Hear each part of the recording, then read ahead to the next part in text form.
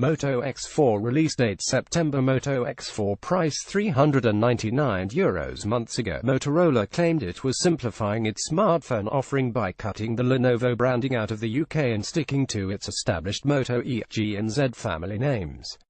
But mere months on, the HASNT stopped in unveiling a new mid-range handset, the Moto X4.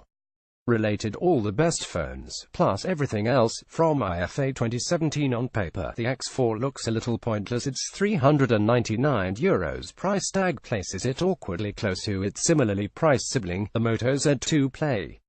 But having had a go with the X4, I've found some things to like. For starters, the design is far more attractive than the Moto Z2 Play, which felt a little sharp and awkward to hold, especially with Moto Mod attachments. The X4 has a mixed metal and glass design that looks swish by comparison. Related best smartphones, the 3D Gorilla Glass front and rear, plus contoured sides, make it noticeably more comfortable to hold, and although the Platinum model was an outright smudge magnet, it felt suitably rugged. The IP68 water resistance rating also means that it will survive accidental aquatic encounters unscathed. Some users may bemoan the fact that it doesn't support Motorola's line of attachable mod peripherals, but being blunt, I don't view that as a huge loss. Despite enlisting big names such as Hasselblad to create mods, to date I'm yet to find any Moto mod useful, outside of the basic battery pack, which was pretty much essential for the Z2 Play that came with a dinky cell by default. Under the hood, Motorola has made a few important updates to the X4. The CPU has been upgraded to Qualcomm's newer, more efficient 630 model. Combined with 4GB of RAM, the CPU should result in smoother performance and improve the phone's power efficiency. During my hands-on, I only had the opportunity to enact basic tasks, but in general I was pleased with the phone's performance. Navigating menus was a smooth, chug-free experience, and the X4 dealt with multi-tab web browsing without issue. The more important changes focus on the X4's camera. Unlike the Z2 Play, the X4 has a custom dual-camera setup that pairs a 12-megapixel standard lens with an 8-megapixel 120-degree wide-angle sensor. Motorola claims the setup will improve overall photo quality and the camera's performance in low-light conditions. Until I get to take the phone out into the real world and see photos blown up on a proper monitor, I can't sensibly comment on the X4's photographic prowess.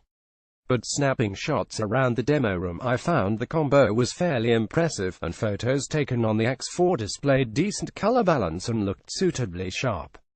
The fake bokeh effect also didn't look completely terrible, as it does on most smartphones. My only quibble is that the pre-release custom camera app was prone to crashing and felt a bit on the slow side. The app froze 5 times during my 20-minute demo session. A Motorola spokesman at the event promised these issues will be fixed when the phone is released in September, though. The app's temperamental nature was particularly odd since the X4's software is otherwise pretty decent. On board you'll find an almost untouched version of Android Nougat, which is blissfully free of duplicate apps. Related best Android smartphones, the few additions Motorola has made are pretty useful. The Moto display feature intelligently pushes alerts and information while the phone is in sleep mode, and there's Amazon Alexa support alongside a few new gems, the best of which are its Moto Key and landmark recognition features.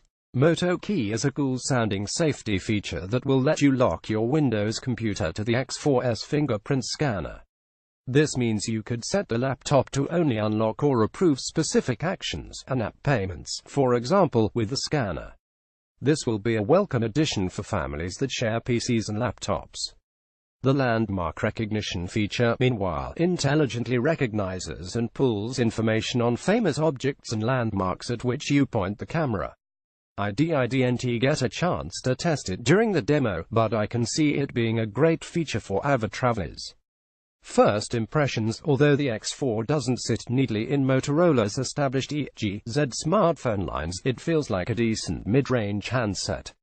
Outside of some bugs with its pre-release camera app, I struggle to find any significant shortcomings with the phone. Its lack of support for Moto mods, maybe, although, being honest, I've never been completely sold on these, so can see the omission being a real sticking point for the majority of buyers. Hopefully, the X4 will make good on its opening promise when it's released in September.